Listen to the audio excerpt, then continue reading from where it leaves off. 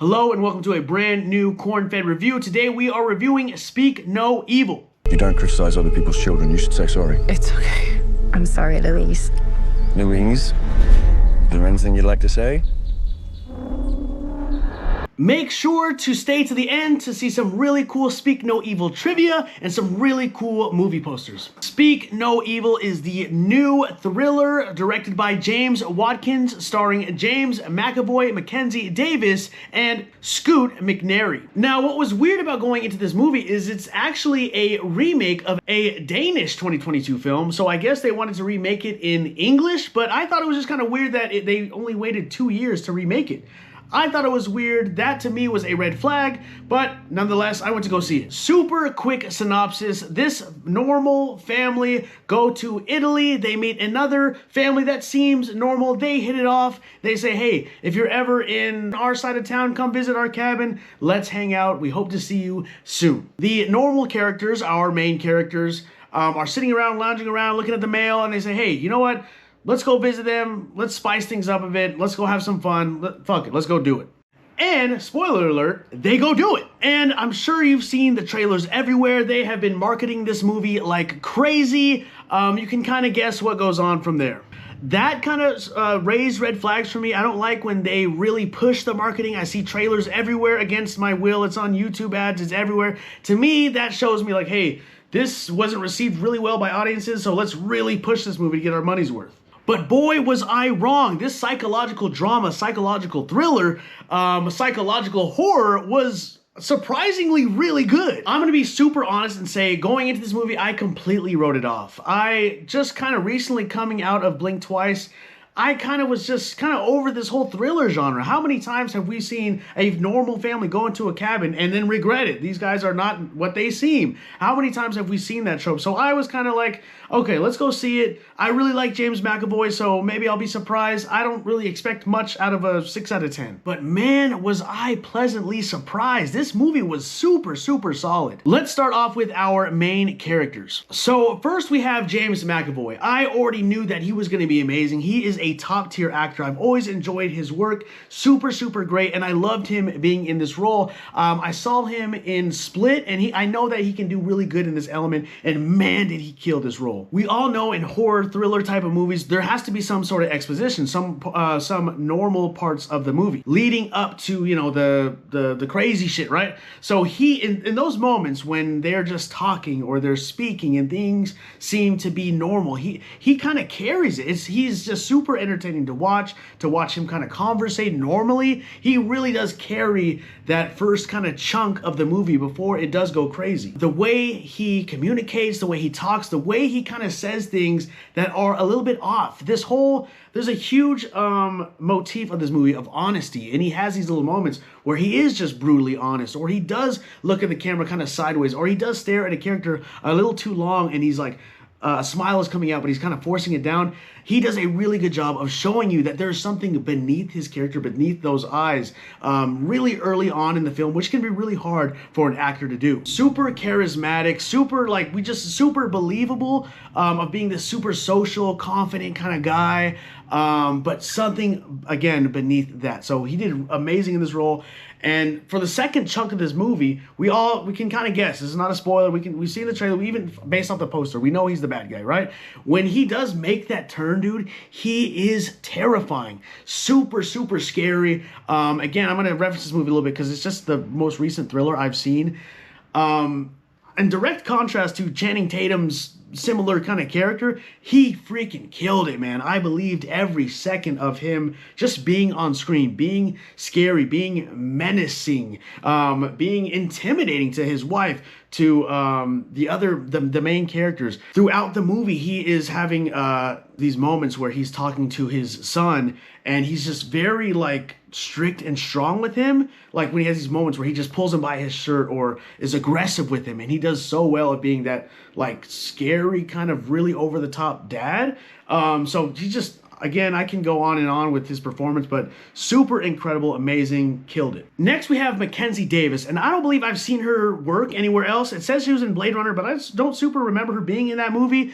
But man, did she kill this role. This night might not be directly correlating to her acting, but I super thoroughly enjoyed her character. This can come off however it wants to come off, but so many times they really try to push a strong, feminine character, the strong heroine character, and it can come off a little bit distracting. Like in so many movies they are shoving the strong female lead in our faces, and it was so refreshing to not know that she was the lead, to not know that she was going to be the strong one, and watching her stand up for herself more and more and more and be the kind of strong pillar in this movie. It was refreshing without her being like, I did that. Like, it's so many movies kind of force this strong female narrative, and that's the point, and that's the reason, and it was refreshing to see her be the lead and not be she's feminine, like she's a woman. Like, she was just a strong motherfucking character, and she killed it. She was the badass in this movie, and when shit got real, she carried. In the beginning of the movie, she's nice, she's a vegetarian, but they offer her meat, and she eats it to be nice, and seeing her kind of slowly but surely kind of stand up for herself, like in moments where they are trying to parent her kid, and she stands up for them like, hey, don't talk to my daughter like that. And we don't chew with our mouths open. Please, could you stop telling my daughter what to do? And then it gets stronger and stronger and stronger and stronger until she has to be the one that's like, hey, we're fucking leaving. Get like, enough of the nice bullshit. We're out of here, dude. So I liked that character of her. Super believable. And she was just a really strong main character of this main family. And the reason that maybe she's coming off really strong is because she was in direct contrast with this fucking weak, fucking spineless fuck of a fucking husband, bro. Scoot McNairy plays her husband, Ben, and this guy fucking sucks, man. I just watched him. It's like that scene in Social Network. It's like, I like standing next to you. It makes me feel strong.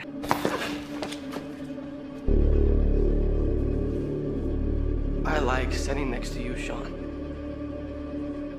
Makes me look so tough. This motherfucker, if you have ever seen School of Rock, just think of Ned Schneebly. That's him right there. Watching this movie made me want to go through the screen, grab this guy by the fucking collar and be like, dude, be a fucking man, be a dad. You watch this guy let the James McAvoy's character, Patty, talk to his wife however he wants, treat his family however he wants. He's just, like, anything can fucking happen to this guy, and he just lets it be. He's so weak and passive, and it's irritating, but he does a good job at it, and I think that's the point of what the feeling that they want to invoke from you. Not a knock at all, that was the point. Scoot McNairy's portrayal of Ben was amazing. This guy Scoot, man, he does a perfect job being this Weasley guy. I think I've seen him in like 10 movies be the same Weasley, weak, slimy guy, so good job on him. We have the daughter, Alex, and nothing too crazy to say. It's a child actor, so sometimes, you know, it takes you out of the moment seeing her like skills a little bit, just a tiny bit. She had some moments where she was like crying, and she did an okay job. Nothing bad at all, but nothing like amazing. The only reason I'm saying that is because Patty and Sierra, the evil family's son, fucking kills it, bro. Give this boy an Oscar and a 10 movie deal right fucking now, bro. He kills this movie. I've never in my life seen a child actor outshine everybody in the movie. This guy and James McAvoy were fucking head on head for best acting in this movie because this kid killed it, dude. So the point of his character is he can't speak. He has a condition where his tongue is smaller than others. So he can't communicate. Come to find out, he got cut off, y'all. Again, I'm not gonna go too deep into spoilers, but that's in the trailer. He is the center. He is the little wizard with the light, leading this nice family to the truth. And he does such a good job of portraying fear and scaredness from his family. And he has this really gut-wrenching like scene where I'm crying at the end. Again, no spoilers, but he just killed it. There's no point, like, in the beginning of the movie, it starts off with them driving. He's just staring at the rearview mirror, just looking like a blank stare. And that ties around so well. And he does so freaking good, steals the show, and just a solar peak performance from this child. His name is Dan Hugh. He plays Ant, man. And just a phenomenal job from this kid. He has so many polarizing moments, polarizing scenes where he is able to do the acting. The character is amazing. He's the kind of guy who lights the way. And you're rooting for him, and just so many beautiful scenes with this kid, and he does an amazing job. Okay, now I want to go into the story and the pacing of it all. The pacing was amazing. Again, solid. I don't want to expand too much on this, but just know that they did such an amazing job. Starts off, I don't want to say slow, but it starts off like, normal. That's just like every movie has to, right? It has to build up to something. But they do such a great job of leading little hints. Like, okay, that was off from James McAvoy's character, but I could see it, I could see it being that, I could see that happening. And then those off moments happen more and more and more and more. So many like little hints that something's off from Aunt, from Patty, from Sierra, and then more and more and more and more. And then it gets to this point where like, fuck this, we're leaving. And then it comes off to be like, oh, I'm so sorry, we had a misunderstanding. Okay, let's stay back again. And then it gets heavier and heavier and heavier and heavier. The pacing is great. I love especially in a thriller movie, when the pacing is solid. All I ask for, pacing wise in a thriller, slow, dog treat. Slow, dog treat. Dog treat, dog treat, dog treat, boom, boom, boom, boom, boom. Like, that's all I want, is just within, give us hints that something is off, and then keep going with less time within, and I'm happy. Pacing was solid. Can't say more than that. Amazing. The story itself, I loved. I really, really enjoyed the story, the motives behind each of these characters, why they do what they do, why they are how they are. All of that, I was super into it. Finding out what happened to this kid and his real story and his backstory. Finding out what the real backstory of the evil mom, Sierra. Finding out why she does what she does. One of my slight negatives is maybe I missed it. Maybe I was zoning out. I don't know. I never really found out the true motives of Patty, James McAvoy's character. Maybe he's just nuts. Maybe that could be explanation enough. Maybe he's just psycho, off the wall, crazy. But I don't remember ever really getting an exposition on why he does what he does. But didn't really take me out of it too much. And then I like seeing the regular family's story, how they're working on their marriage and their daughter's thing with anxiety and all that. All of that was solid. Story was great. It was there for a thriller, for being what it is. Solid story. They did a great job of putting you in a social situation, which is very relevant for today. Putting you in a social situation that you can't leave. You have to be nice. You are in these people's cabin, in their home, and they're being off. They're being weird. They're being slightly rude. But you kind of have to just like laugh it off. You have to play along with it. I absolutely hate being in those situations. I do whatever I can to refrain from being in those situations. That's why I have zero friends.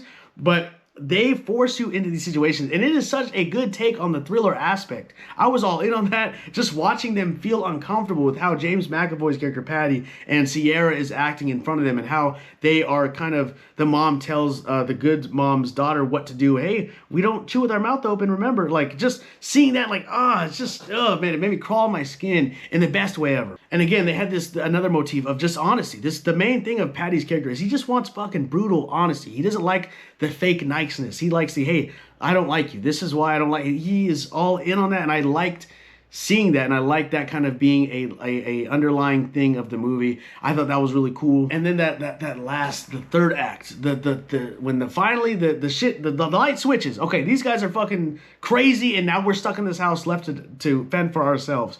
That whole third act was beautiful. You are looking at the camera like, go, get out, grab the knife, go. Like, it's just so good, and you are in it. When it happens, you are in it, you are engaged, and that third act is beautiful. Third act, beautiful. First act, beautiful. Middle act, beautiful.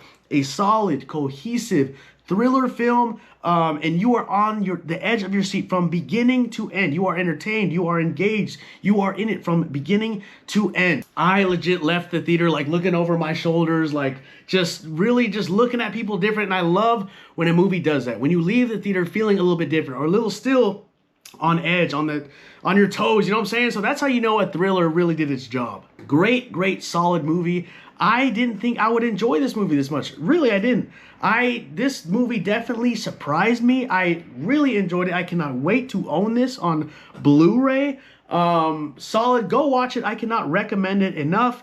And for my final rating, the way I rate movies is, I rate movies based off of their lane. I'm not going to compare a thriller to a an epic sci-fi drama or a political movie or like The Irishman or Goodfellas. No, for being what it is, a super solid thriller movie. I couldn't make it any better. I can't find a lot of negatives for being what it is, a thriller movie. I'm going to give this movie a 10 out of 10. Again, that's crazy. I don't give out 10 out of 10s lightly. Again, this is for being in that thriller lane, for being a thriller movie. There are not a lot of thrillers that I can think of that are, you know, at this caliber. I don't care. I really liked it. Performances were there. Story was there. Action scenes were there. Pacing was there. Everything was there. I really enjoyed this movie. Go see it if you haven't already. Again, I cannot recommend it enough. What did you think of this movie? Did you watch it? Will you watch it? Do you agree with what I'm saying? Let me know in the comments and tell me what I should review next. Next on my list is Killer's Game. I don't know how I feel about that going in, but I'm excited to watch it. I'm going to watch it on Sunday. A review will be out Monday morning. Let me know what you thought, and thanks so much for watching. Now, the moment we've all been waiting for, some Speak No Evil trivia. As mentioned before, this is a remake of a 2022 Danish film of the same name. Did you know James McAvoy stated that he purposely didn't watch the original Danish Speak No Evil before he started on this remake so that it wouldn't influence the interpretation of his role? He watched it within 24 hours after filming was concluded and was very impressed. Now I really want to watch the original. Much like Beetlejuice, if you watched that movie and saw the fun facts on that one, with only 5 days left of filming, production shut down in July 2023 due to the writer and actor strikes. Filming resumed in November 2023. Now this one's really cool. It's my favorite one.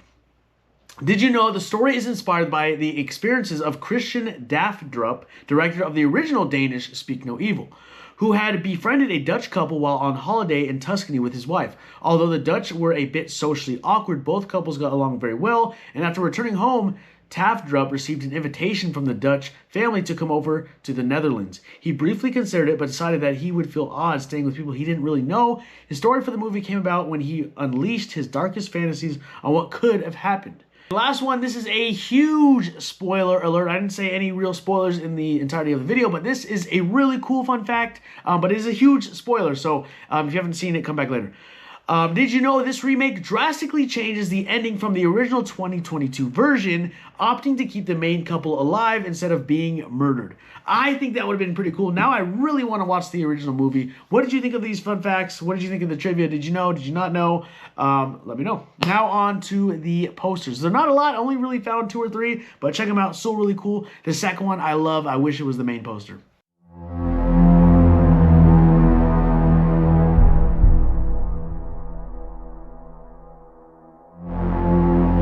Make sure to like and subscribe, please. Actually, I find the politically correct Iggy Catalpa pocket comforter much funnier. We sometimes disagree, but it doesn't mean we can't hug.